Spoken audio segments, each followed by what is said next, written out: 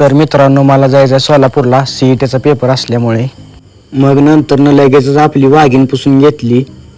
मग नंतरनं डेगाबाईला आणण्यासाठी डेगाच्या घराकडे रवाना झालो. नंतरनं डेगाबाई नवरीवनी नटून घराच्या बाहेर आला. मग आम्ही दोघंजण लगेच सोलापूरच्या दिशेने रवाना झालो. गाडीला भूक लागताच गाडीला लगेच जेवायला नेले. मग नंतरनं गाडीची भूक भागवली मस्तपैकी.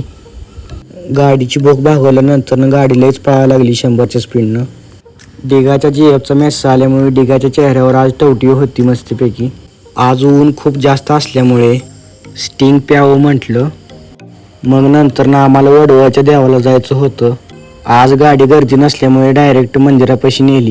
उदबत्ती लावली, साखर ठेवली. मग नंतरनं मस्तपैकी दर्शन केलं, पाया पडलो.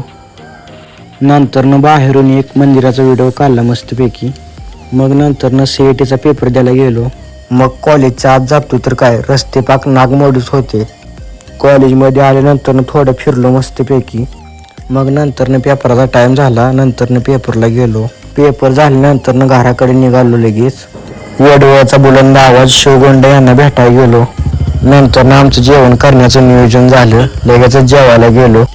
मग लगेचच भाजी सांगितली वेटरला. मग कायद्याला ताब्यात ठेवून आपल्याकडे सुट्टी नसती. मग कसा आहे पहलवान, सुट्टी नाही. बाहेर आल्यानंतर एक व्हिडिओ मस्तपैकी काढला. मग नंतर घराकडे चाललो.